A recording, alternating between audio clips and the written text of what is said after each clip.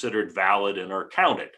If members of only one chamber have objected and not the other, then under the Electoral Count Act, the certification of the governor of the state makes the vote certified by the governor valid.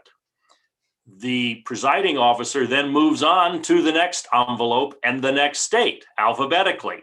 And the procedure goes on until someone objects, and then it is repeated through whatever number of objections there are to state reports. That's how it works. At the end of the entire process, the presiding officer announced how many electoral votes were cast and received and accepted, and which candidate got how many votes, and then states, if there is a majority, who has won the presidency and the vice presidency. I should have noted that each of these totals is read out separately by state, how many votes for president, how many for vice president. Now, what don't we know about tomorrow's process?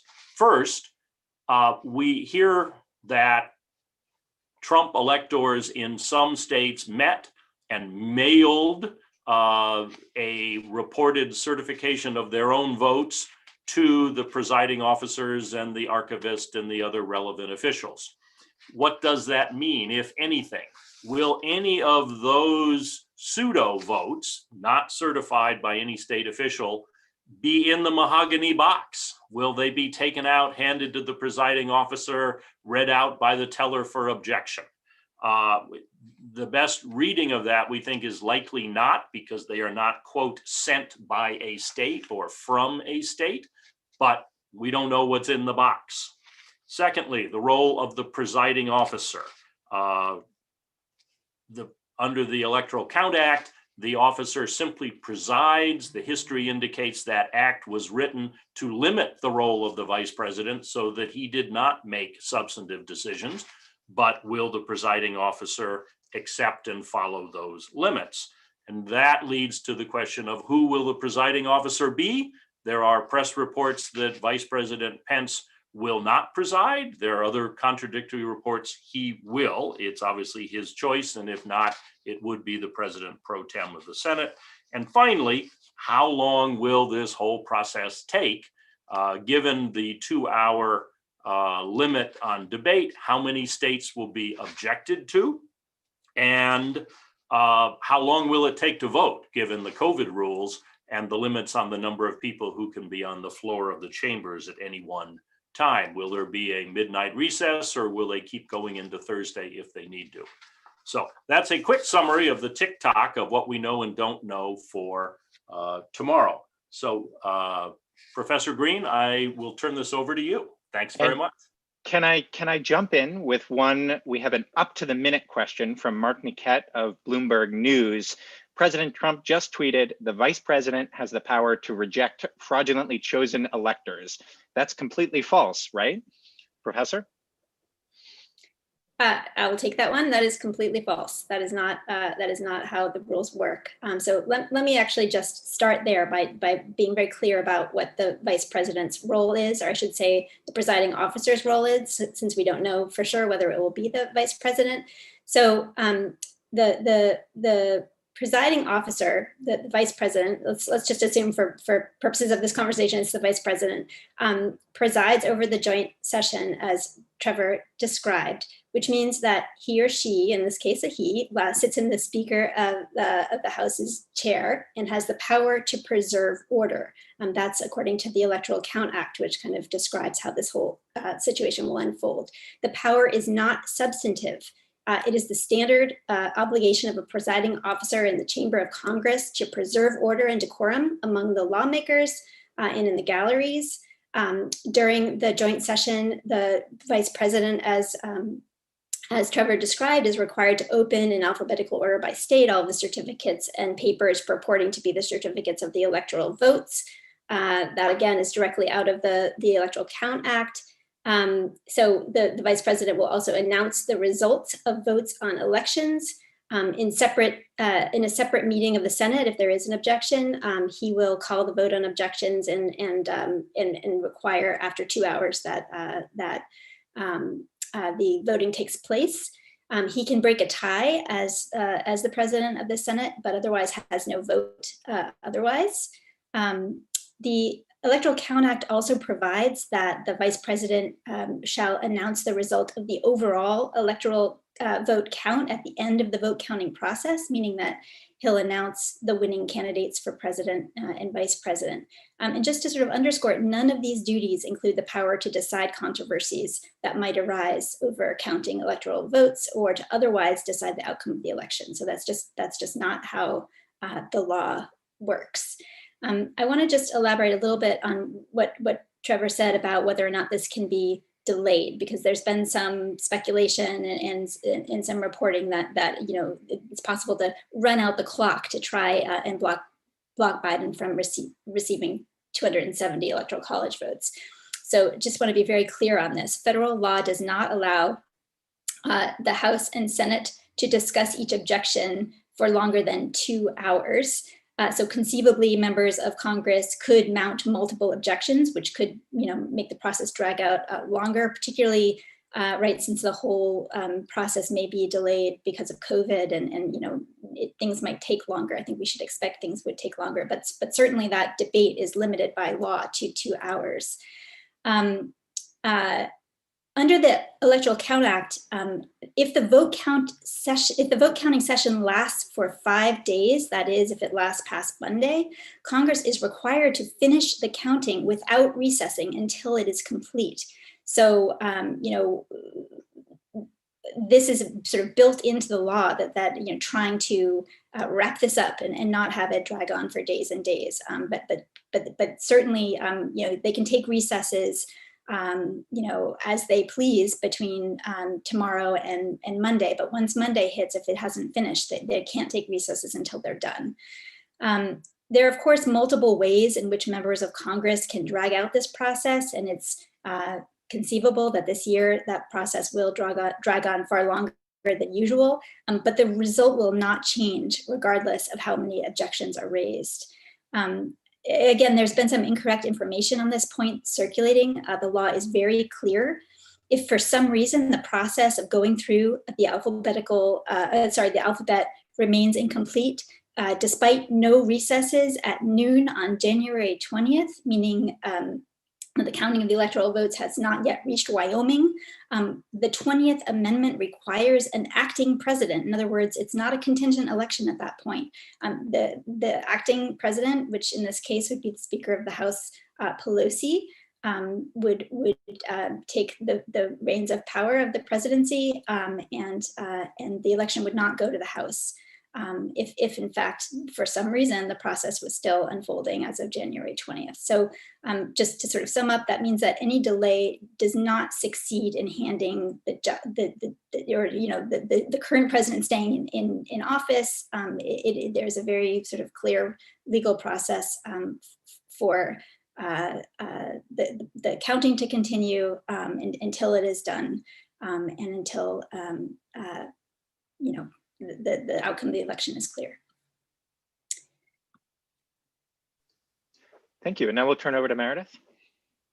Well, thank you. And I appreciate having the chance to talk to folks. I'm going to focus on some of the more political aspects of what's going on, and basically pose 5 different questions that I think are relevant to where we are, and provide at least an assessment from my point of view of where we are in each. So first is the question of why are Republicans doing this? And I think it's clear that this move is pure politics. I think, some people are describing as rank partisanship, but clearly there is a desire here to capture the Trump base. And right now in the Venn diagram of the Republican Party, the Trump base and the Republican base are pretty much a pure overlap.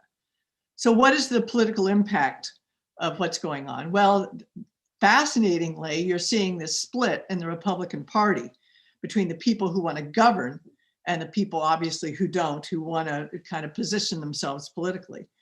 The kind of question here, of course, is that given we're in the middle of a pandemic And given where we are in terms of unemployment numbers and the economy, there's a serious question here about what the role of the federal government should be, and to what degree should governing be a priority for people that are elected to Congress.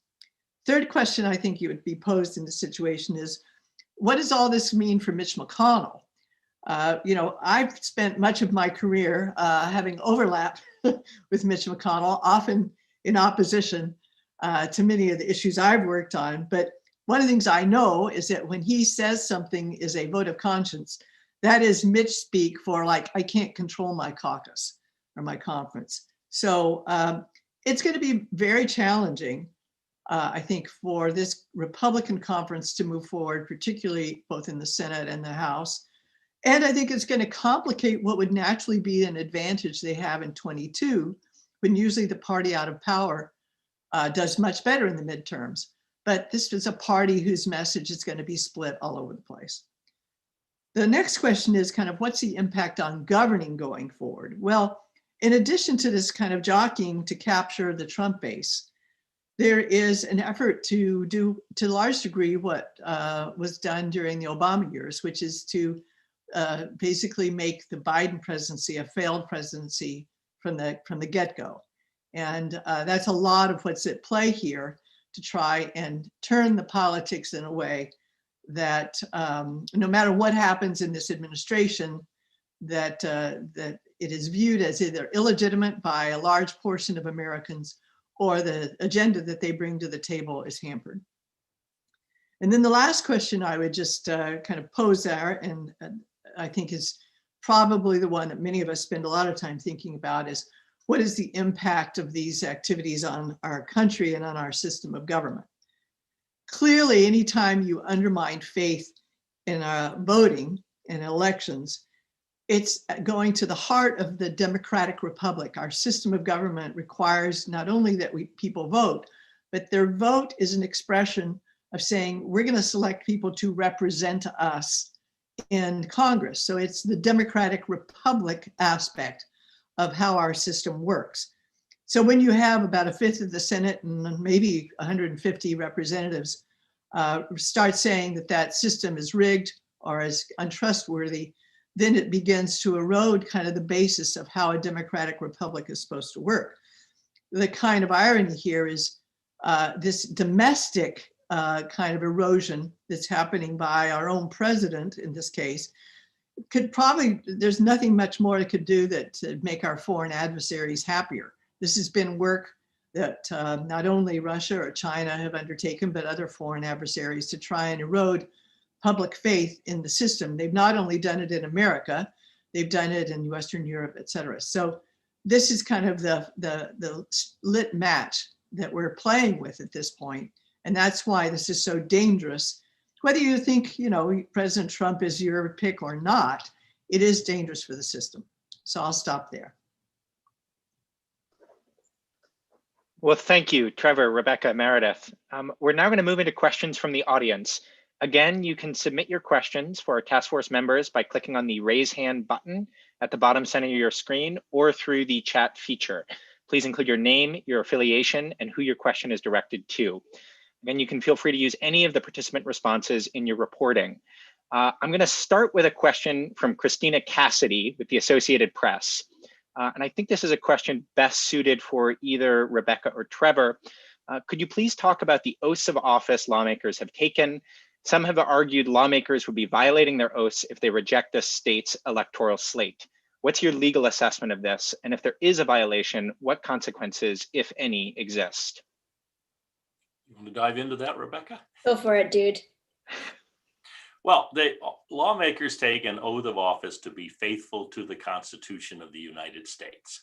And under the Constitution, Congress has duly enacted the Electoral Count Act, which describes how the electoral votes will be received by Congress and how challenges to those votes will be dealt with. So what the members are saying when they talk about being loyal to their oath is, first, the Constitution itself with the 12th Amendment that describes the Electoral College and the separate election of president and vice president. And then the laws Congress has passed to implement that. And that law, the Electoral Count Act, came out of an experience in Congress, which was almost disastrous for the country, where there were conflicting slates of electors from different states. And there was a basically sort of post-Civil War battle going on in the South between white Southerners who wanted to restrict Black voting rights and Northern troops and Northern Republicans who wanted the freed former slaves in the South to be able to vote and participate. And so slates ended up coming to Congress. They didn't know how to deal with it. And they decided that never again did they want to have a situation that could threaten our constitutional system of government by resulting in a deadlock in Congress and uncertainty about how to count electoral votes. So being consistent with the oath of office and our federal structure, points made, I think, quite well by Congresswoman Lyd Cheney in saying that inherent in the Electoral College is the idea of federalism, which means each state decides under its procedures and its laws how it is voting for president. And having done so, it is the obligation of members of Congress to defer to those results. And that the only case in which Congress would intervene is where there is confusion as to which the state results are. There have been situations not only back in the 1876 election, but an odd one in Hawaii in 1960, where there were two official certified sets of electors from two different governors of the state as the counting process went on. And it first looked as if Nixon had won the state, and then by a close margin that Kennedy had. And in those circumstances, there is an obligation under the Electoral Count Act to determine which is the final official certification from the state.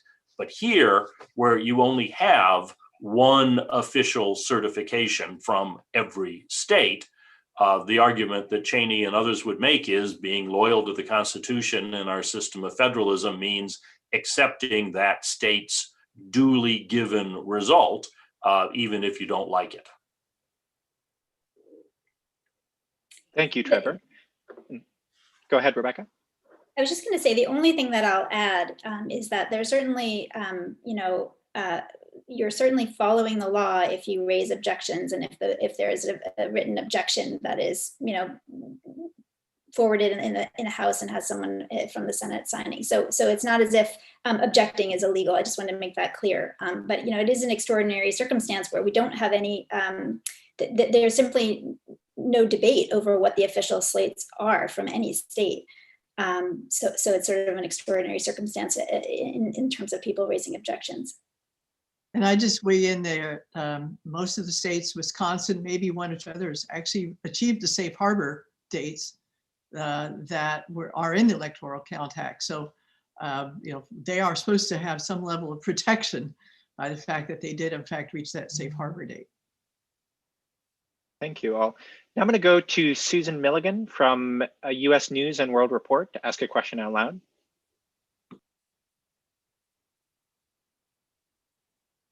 Hi, sorry, just had to unmute myself there. So we all of us who were there for 2000 now see that as quaint. When Gore was in the chamber, it just seems like an incredibly minor thing. But Trevor, I wanted to ask you, when it comes to this, the actual process. So for, let's say they object to, I don't know, 6 states. Do they then have to go back to the Senate chamber, debate for 2 hours? And then is there anything that's filibusterable there? Is it an up or down vote? And then they come back to the House chamber and then have to go back for yet another debate if there's another challenge? I think you understand it correctly, so I'll just restate it. If there is an objection, the joint session stops instantly. There is no debate there. The Senate goes across the building. The two houses have up to 2 hours. It doesn't say it has to be 2 hours, and there is some control here in the presiding officers of the two chambers as to how that debate occurs and the time, but it can't take longer than 2 hours. And at the end of that, they come back into the joint session and report whether they agreed or disagreed with the objection. So in those 2 hours of debate, after that, they have a vote. And one of the issues is how long does that vote take? But when the vote is concluded, they return to the joint session, they report the results, and they then go on to the next state. So yes, that process can repeat itself for each state that is objected to. And it's a majority vote. It's just, it's no, Correct. there's nothing. Okay. Thank you. Nothing quirky about the vote in each chamber. Thank you. And just to be clear here, I mean, one of the aspects of this is there are more than enough Republican senators, and I think Republican members of the House, who have indicated that they expect to recognize the duly certified votes from the states to ensure a more than ample majority vote in each chamber to reject the objections that are expected to be made. So in that sense, the result, unless people change their mind, the result is already visible. Each chamber will reject the objections, return, go on until there's the next one made, and go through the process again. The question of how long it takes and what is said during these debates is, of course, what we don't know yet. Okay, I'm sorry, I have just one quick follow there. So let's say the Senate voted to uphold the objection, to object, but the House did not. Who wins? I'm going to turn to Rebecca on that. She's our Okay. ECA It has to, so both houses, both chambers have to vote to reject the ballots. So the votes simply aren't there, as Trevor described in terms of where the majorities are. So a split does not kind of stalemate anything. It can't go forward. But Rebecca, would you agree that in that circumstance, then the votes submitted by the governor of the state Correct. are the ones that are counted? And That's here correct. we have certifications from 50 state governors and the mayor of the District of Columbia that their electors are the following people. So that's in a case where the chambers split, the Electoral Count Act says then the certification of the governor is the one that tells you which votes have to be counted. That's So correct. both houses have to agree. And I think it's important to note that in the case of the House, Nancy Pelosi is the speaker. In the case of the Senate, Mitch McConnell is at this moment in charge. And if not, it's going to be a Democrat. So they will be in control of their respective chambers. And so they have a fair amount of power in that role. And both of them have not been fans, obviously, of this challenge. So that lends some ability to have some control over the shape of this challenge.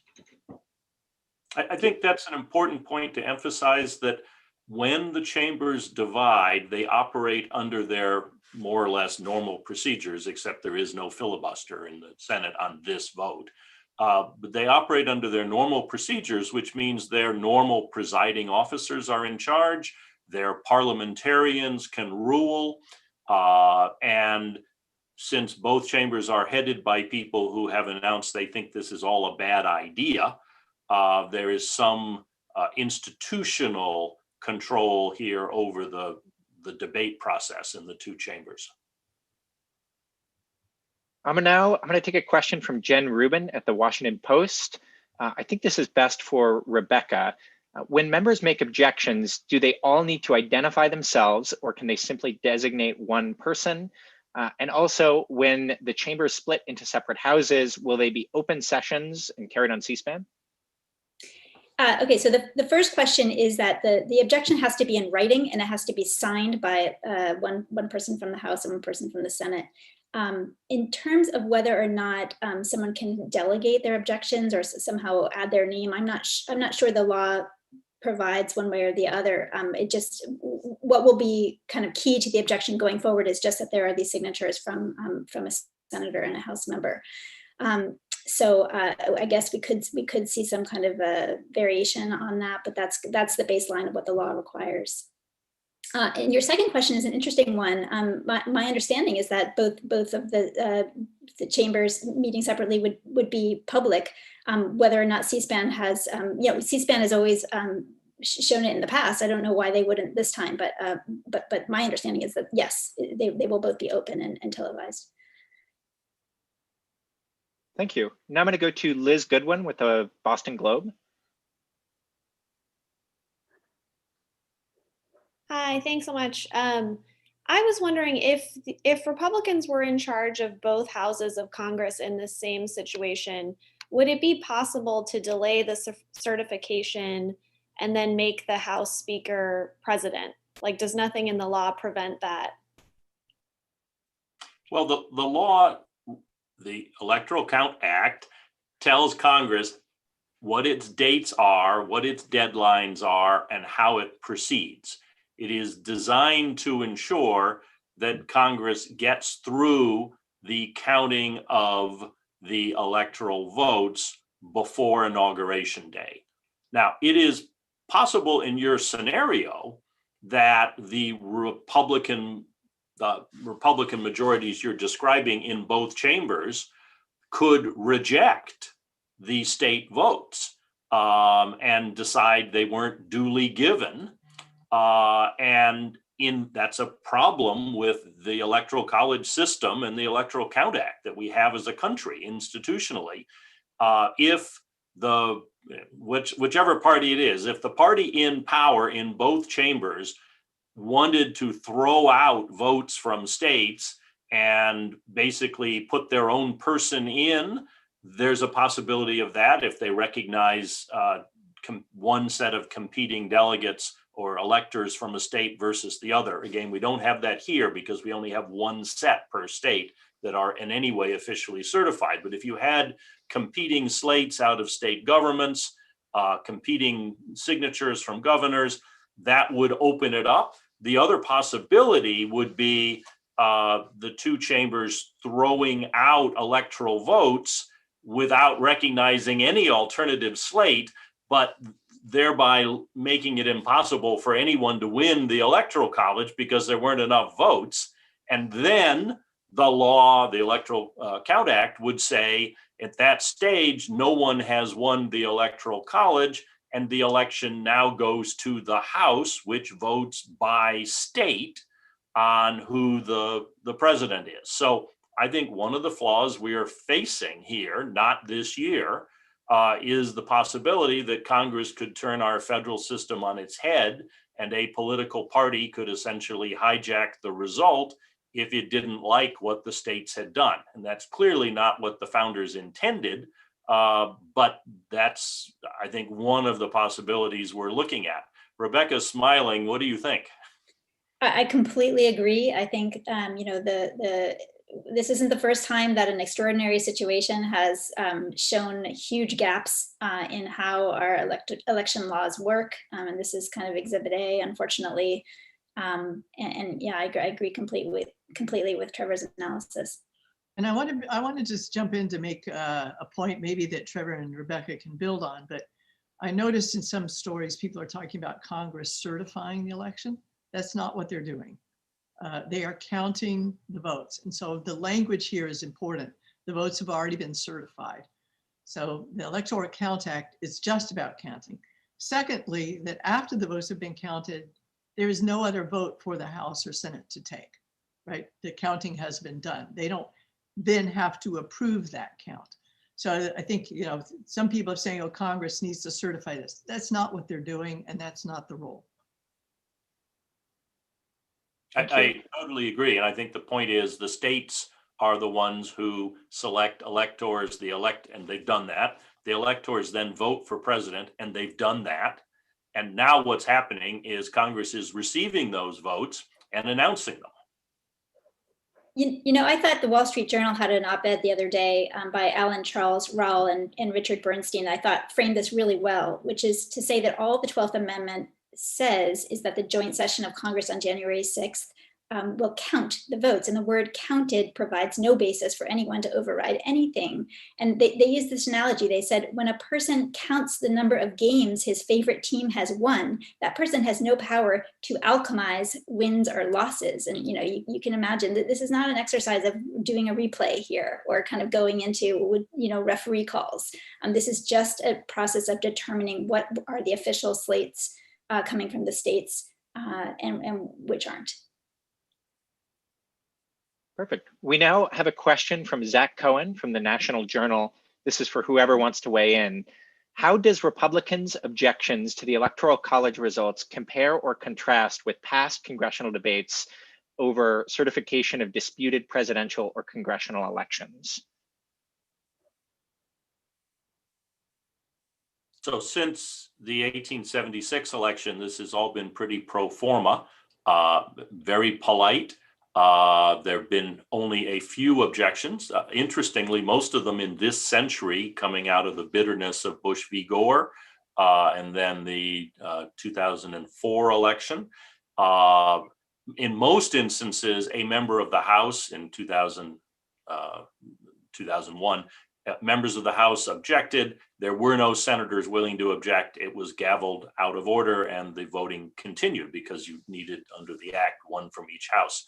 2004, members of the House actually got a senator, Barbara Boxer, to agree, which required the Senate to withdraw and have a discussion and come back and vote. I think it was roughly 98-1, 97-1 against the objection. There, it was clear that the reason the objections were being made was to highlight problems with the voting system. Nobody was actually saying that there was another slate that should be accepted. Instead, it was to say that votes were suppressed or we needed better voting machines. And so a point was being made, but not for the purpose really of challenging the election, but of saying this is an issue that the country and Congress need to deal with in the future.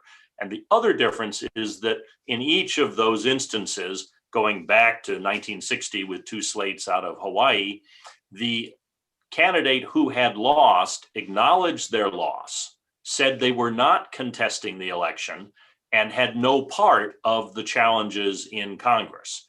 In fact, dramatically, Richard Nixon was in the chair announcing the competing slates from Hawaii, one of which was for him, and saying that the other slate for Kennedy is the one that should be counted by Congress and without objection ordering it be done so. So we've not had a situation in the past, again, going back to 1876, where there was actually a losing candidate disputing the result of the election and encouraging their supporters to challenge it. Yeah, and I guess I'll just say to the extent that the wording of those who have signaled that they plan to object, at least the senators who've done so, has been careful, I think, to indicate that they actually aren't challenging the result either. It seems to be more, raising concerns about the process. So I don't know if that's in other words, I think they've been careful to walk that line. Right. The person who seems to be challenging the result and trying to change it is only the president here, I think. Great. I have I think an important clarification from Jason Tanz with Apple News. Can you clarify what happens if nobody has 270 votes on January 20th? Rebecca said that the speaker would then become president, but it sounds like Trevor suggested it would go to the House delegations. Trevor, do you want to clarify? No, I want Rebecca to. Yeah. So under the law, if no one has reached 270s or that magic number, then we have a contingent election, which is something that Trevor described earlier. If that happen, if there's a failure to reach 270, within a couple days, but by this weekend, let's say, and the voting concludes, the counting concludes, and it just hasn't happened, then the contingent election takes place, which as Trevor mentioned, is a state-by-state vote in the House. What we were referring to in terms of an acting president is that if January 20th comes along and the counting hasn't completed, then we have acting President Pelosi. So I think that the important point to underscore is that in no situation do we have a January 20th that comes and goes without the duly elected president either being sworn in, or acting President Pelosi taking over until the count is complete, which I can't imagine. will Difference happen. between the count being complete and there not being a majority versus the attempt to run out the clock, right? So Correct. that there's a distinguishing Correct. feature that's important. And just to clarify extremely clearly, there is essentially no chance of the count being complete without one candidate reaching 270 this year. Correct, Rebecca? Yes, I think that's correct. But I at this point, it's never say never seems trite, but I don't see how that would happen, right? It just doesn't. It's not in the cards. There is a theoretical possibility that the count could be complete, and the houses would have each jointly, they would both have agreed to throw out enough delegations that there wasn't a majority in the Electoral College. But that's theoretical in another year. That is not this year, where enough members of the House and the Senate are on record as rejecting these challenges. So when it is complete, there will be, I believe, 306 votes for President-elect Biden. And in all likelihood, that will happen well in advance, of January 20th, if not even within a couple of days from today. I think that, and Meredith can obviously speak more to this, but to the extent that this is an exercise in political theater, more than an exercise in actually trying to, do anything, legally. I don't think, I can't imagine that this is going to drag on endlessly, because there's just no end game where anything changes the result. And I would note that part of this is, it depends on what the goal is of Ted Cruz and Hawley and others, and whether they are taken aback by what's happened in the president's call in Georgia in the last couple of days. Do they want to prolong this? Do they want to make it a 5-day drag out mess? Or do they want to simply make their point and move on at this stage? On that decision will depend how many states do they challenge, and do they try to prolong it or just make their point and keep going? And it's not clear of all the people that have talked about challenging this, particularly on the Senate side, it's not clear that every senator will join in a challenge for every state that's been mentioned. So you might have a senator join in 1 or 2 of the states, but not all of the states. You may have House members that present challenges to several states, but have no one on the Senate side joining them. So it could play out in that way. Well, thank you all. We are now at time. Unfortunately, we still have some questions that we didn't get to. For anyone who asked a question that wasn't answered, we'll follow up via email. You can also reach out to us at any time with any other questions for these members of the task force or any of the other members. But now I just want to say thank you to Meredith, Rebecca, and Trevor for taking the time today to answer these important questions surrounding the joint session. And to everybody in our audience, thank you for tuning in today. Feel free to use any of the participant responses in your reporting. Please, again, reach out to us afterwards if you have any follow-up questions, and we'll be reaching out to you if you had a question that wasn't answered.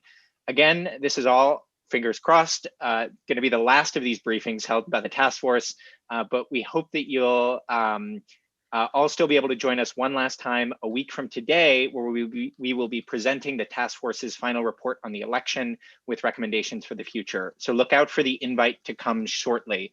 And then until then, and then in the future, task force members remain available to all of you as an ongoing resource. So please do reach out, and you can refer to our website, electiontaskforce.org, for all of our written resources, as well as a full list of the members of the National Task Force on Election Crises. Thank you all again. Take care, everybody.